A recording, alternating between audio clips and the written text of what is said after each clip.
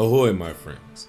Welcome aboard the Afro Tales podcast. I'm your storyteller, Aman Mazinga. Join me as we explore the tales that grew from the people of indigenous and African descent in the Americas and the Caribbean. After, come and see me, chef, who will impart upon you a recipe for the story you have just heard.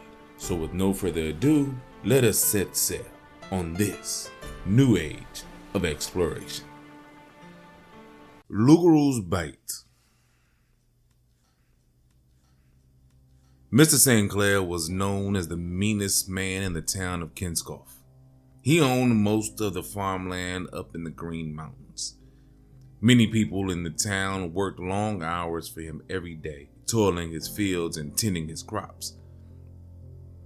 They were rarely allowed to have a day off. If they turned up late or were sick, Mr. St. Clair would pay them less. If anyone owed him money, he would scare them into paying more by threatening to take away their land. When the farm crops did not grow well, he would take the cost out of their pay. No one liked working for Mr. St. Clair, but they had very little choice. He owned nearly everything, and there was no other work to be had. Mr. St. Clair was quite a flashy man who liked to be seen and heard around town. He strutted about in a white linen suit and blue hat, like a royal flycatcher bird with feathers fanned out above his head. He had round, glassy eyes that swallowed you up whole if you stared into them. One day, he dressed in his best suit, placed his blue hat on his head, and left his house to visit a man called Baptiste and his wife Camille.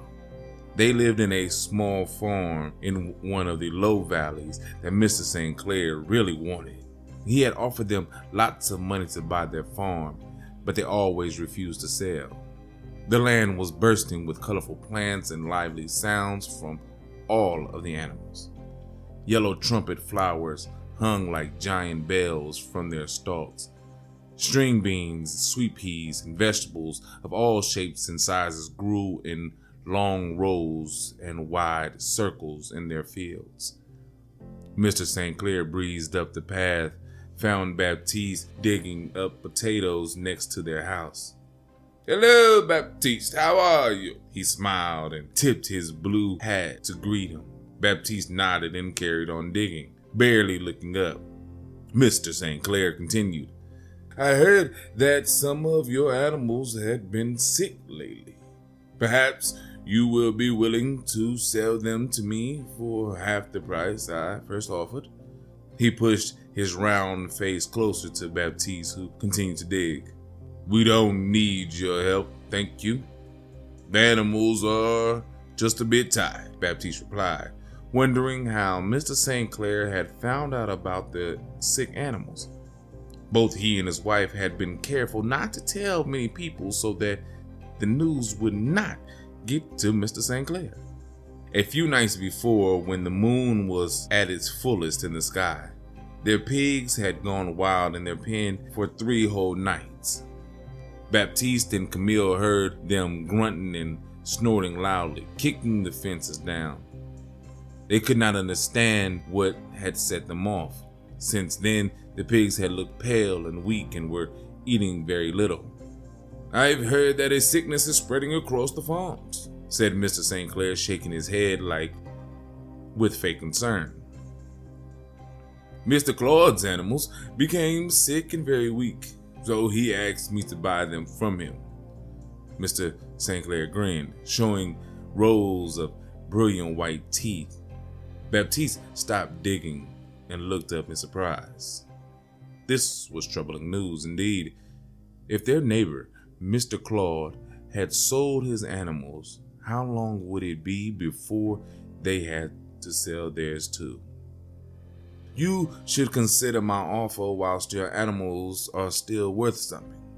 I might not be so generous next time," said Mr. St. Clair with a bit more force. I don't care about your offer.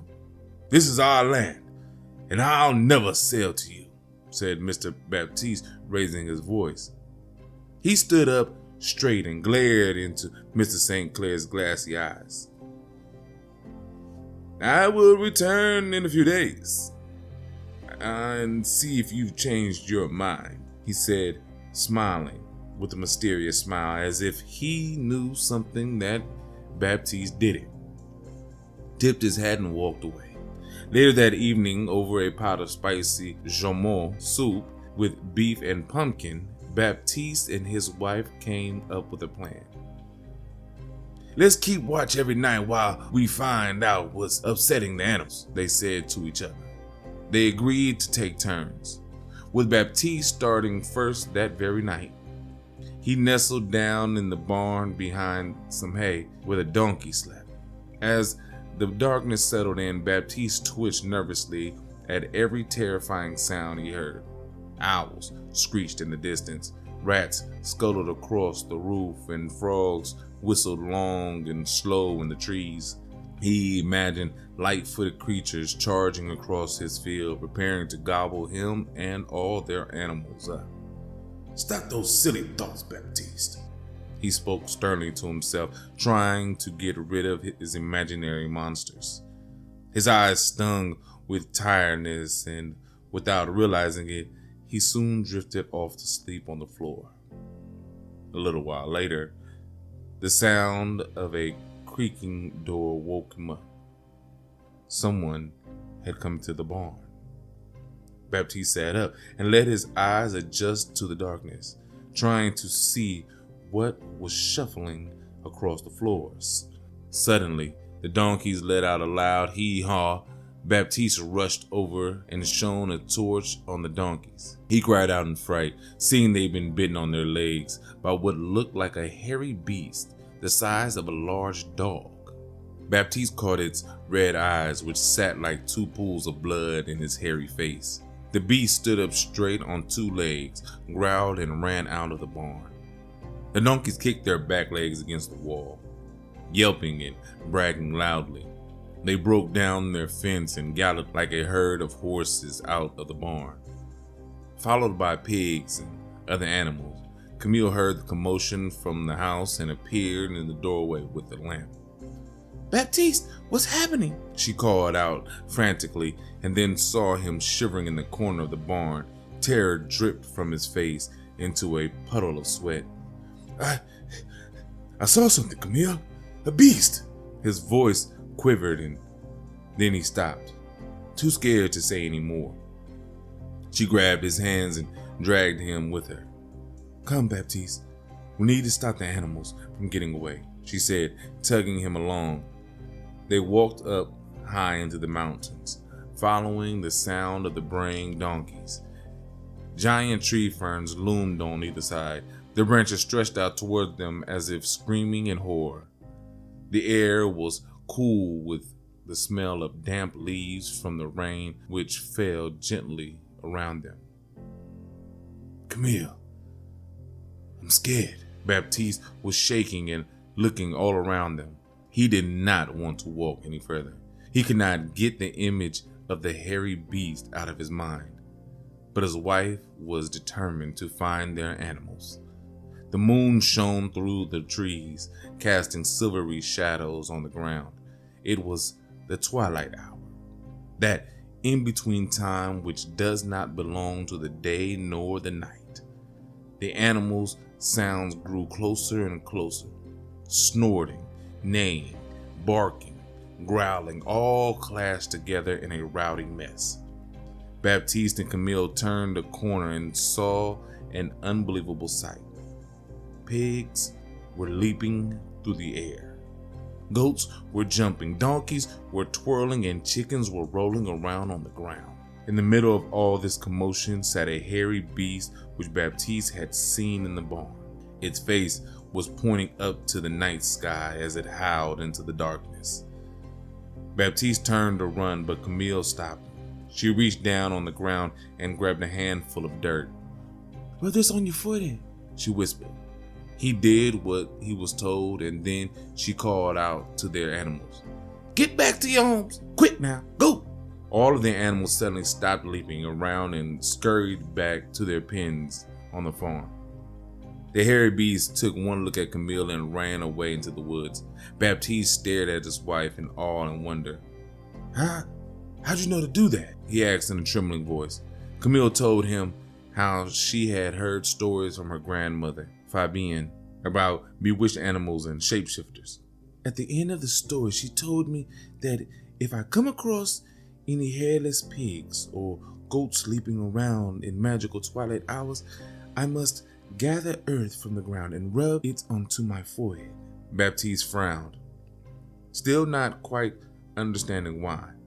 Camille put on her grandmother's voice and wagged her fingers just as she said, "The earth will protect you, and shapeshifters will never trouble you, my child."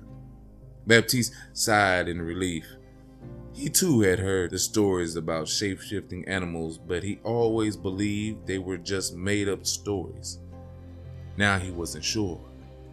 The pair walked slowly back to their farm, leading the animals behind them and wondering if the nightmare was over. They needed to be sure that the beast would not come back and harm their animals. The following day, they went to see Jean-Paul, an elder in the town, to ask for advice. His hair was crystal white with all the wisdom of his years, and he was known to carry all of the traditions and stories from generations gone by. If anyone knew how to help them, it would be him. They found Jean-Paul in his garden, resting in a hammock beneath his favorite orange trees. His eyes were closed, but he heard their footsteps approaching and sat up to greet them warmly. "Welcome, Camille and Baptiste. What can I do for you this day?" His gray eyes twinkled with the excitement of having visitors. "Let me offer you some coconut water." He welcomed them into the garden and they sat in the shade discussing the night's events. Jean-Paul listened carefully to their story and shook his head sadly. "You have been visited by Loup Garou," he said gravely. "A werewolf that comes and bites your animals, leading them into a wild dance at night. That is why they are so weak and sick during the day." "I knew it," said Camille, and told Jean-Paul how they had gotten rid of the Loup Garou. He praised them on their bravery, but said in a somber voice, "It is not over yet." "What can we do to get rid of it?" Baptiste asked fearfully. "If we cannot protect our animals, we won't be able to feed ourselves, and Mr. St. Clair will be by to buy our land. On the next full moon, you must lie in wait with a strong rope and net. When you see it appear, you must trap it and hold it in place." Jean-Paul explained that this is the only way. Baptiste gasped, "But why? Why do we need to catch the beast? Surely it would be better to kill it." "Yes, it's not easy to get rid of a Loup Garou, but if you trap it until sunrise, it will change back into the human and the curse will be lifted forever." Jean-Paul told them, "You will be free of it. There is no other way." Baptiste and Camille looked at each other but nodded grimly, knowing that they would have to face the Loup Garou again. When they reached home once more, Mr. St. Clair was waiting for them. He'd somehow found out about their animals going wild in the night before and wanted to offer his help. He held out a small bag of gold coins. "Why don't you sell me your farm with these troublesome animals? I can take them off your hands right now." His glassy eyes were swimming with greed as he waved the bag in front of them, trying not to look around at the lush land that he wanted for himself. Baptiste shook his head and refused the money, asking Mr. St. Clair to leave. How does he know of our troubles? Baptiste thought. We have only told Jean-Paul, and there is no way the news could have traveled that fast. When the full moon came around, Baptiste and Camille were ready to trap the Loup Garou. They secretly hoped that it would never come back. But just in case Jean-Claude was right, they both hid behind the barn that night. Animals were locked in and resting inside. The wind blew stronger through the night air, carrying sweet smells of cinnamon from the mountains. No one heard the Loup Garou treading softly in the darkness. No one saw its long teeth glinting in the moonlight. The hairy beast stalked past the barn and toward the chicken coop. It clawed through the ground, trying to dig its way in. The chickens started to fuss and fret, clucking loudly. Baptiste realized something must be wrong. He signaled to his wife, and together they tiptoed in the darkness to where the sounds were coming from. They saw the great big Loup Garou and lifted their hands together to throw a large net over it. They pulled the end of the net tightly and tied it with their rope.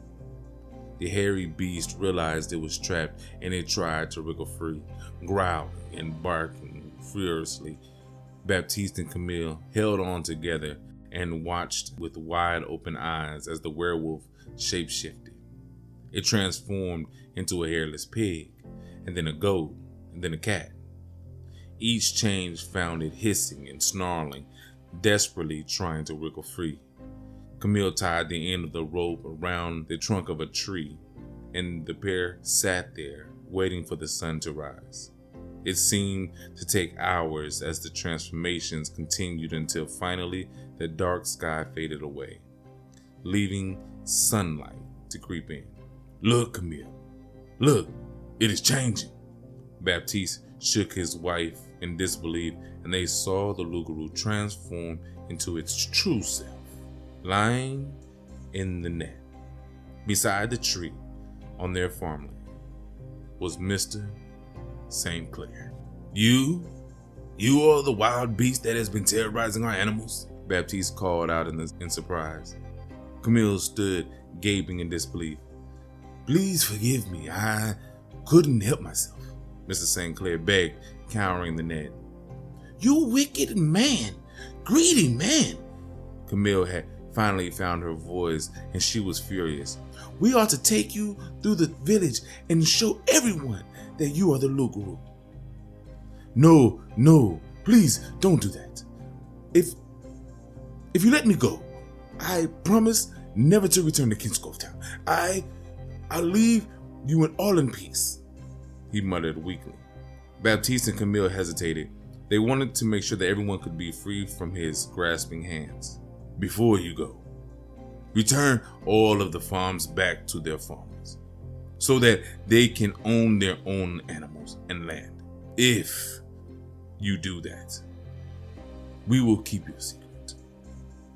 Baptiste said firmly, locking his eyes on Mr. St. Clair to make sure he understood. Yes, of course. Anything you want. Just please set me free," he pleaded with tears streaming down his face. Baptiste paused, wondering if they could really trust him. Camille grabbed the rope from her husband and pulled it tightly. Mr. St. Clair shrieked, worried that they would leave him there in the forest. "We know all about you now, Mr. St. Clair. If you ever come back, we will tell the village everything about you." Her words were sharp, making him flinch at the thought of being shamed. He nodded quickly in reply, feeling satisfied that he understood. Camille untied the rope, letting Mr. St. Clair go. Later that day, just as he'd agreed, Mr. St. Clair handed over documents to all of the farmers, proving that they were the true owners of their land. Everyone was surprised at this sudden generosity, but nobody questioned in case he changed his mind. Mr. St. Clair gathered what was left of his riches, all the wealth he had stored, and set off for another island to start a new life. Some say they still hear him howling in the forest when the moon is full. But Baptiste and Camille never heard from him again and lived happily on their farm for the rest of their days. The end.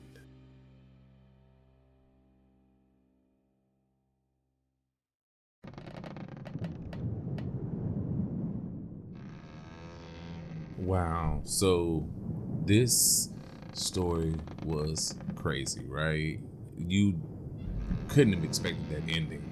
Like, I surely did not expect that ending to occur. This is another story from African and Caribbean folktales, myths, and legends by Wendy Shearer.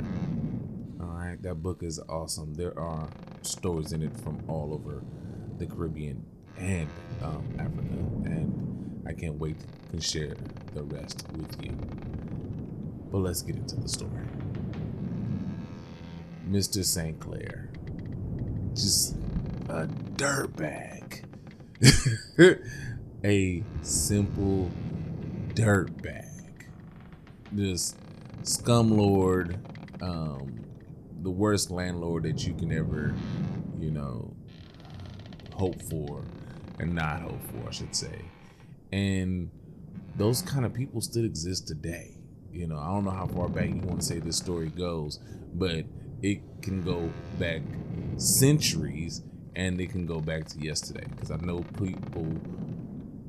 people are dealing with landlords or people trying to get their hands on their land in the same way, to the point where they'll sabotage your productivity to get there.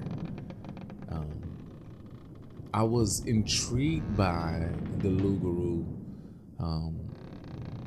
and the way it did its damage, biting animals on the hind legs and making them dance a jig, basically having an all-night party, and they're basically hung over the next day.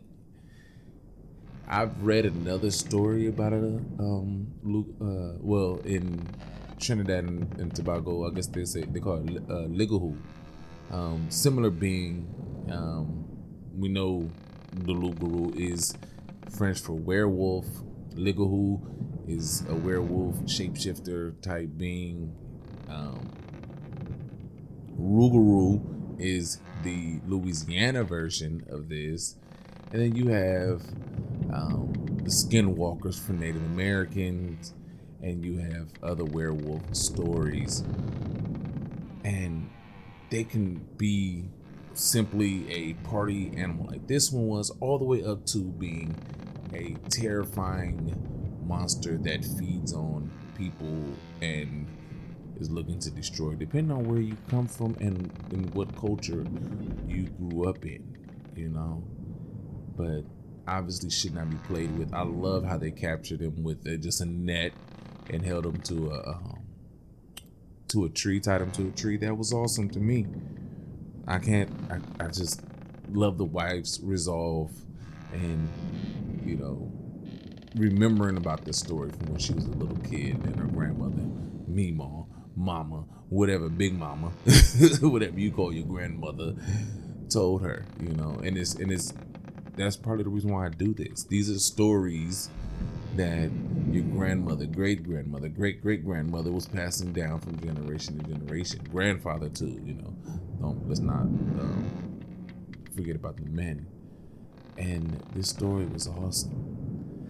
I thought I had recorded the Trinidad version. I did not, so I may have to do that for you Patreon subscribers, give you the Trinidad version of that, or you have to wait till next spooky season, which is October. Go see Chef. He has a wonderful Haitian recipe for you, and I can't wait to taste what he has created.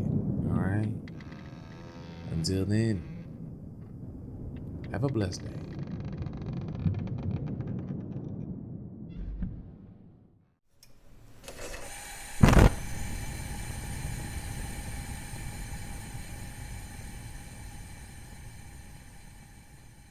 Welcome to the Galley. I am your chef, and today we have a wonderful recipe inspired by the story you have just heard. Today we will be creating Beignets de Carnaval, or Haitian beignets. Now, what will you need for the recipe?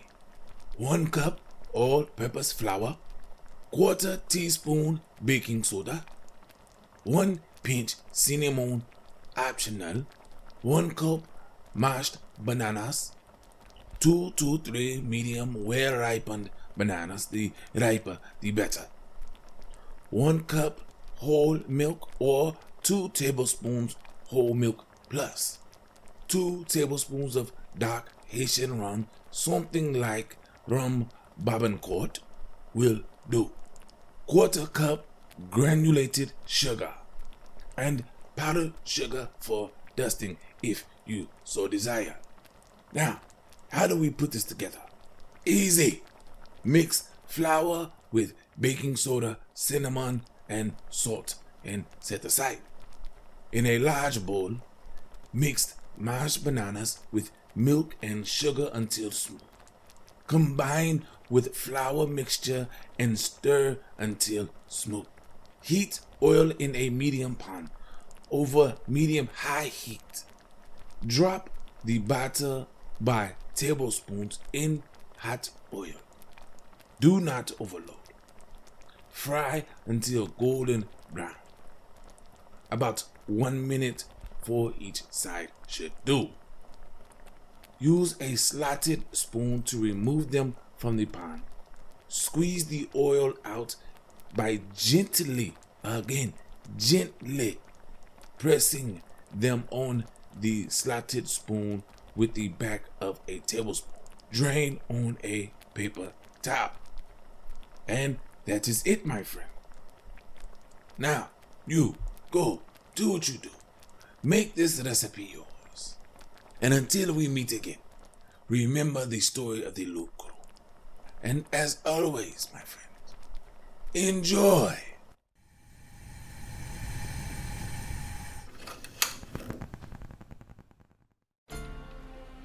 Thank you for joining us on this voyage. Thanks to Art by Chalet for the logo, episode, and t-shirt designs. You may also get a t-shirt and other items on tpublic.com. You can contact me on all socials at AfroTalesCast. That's Afro TALES cast. And email me at afrotalespodcast@yahoo.com. You may also become a benefactor by simply sharing with any and everyone, giving a thumbs up, or rating in your podcast app of choice. If you wish to donate, I am on Patreon and Ko-fi.com. That's ko-fi.com. So, until we meet again, may your winds be fair and your seas follow.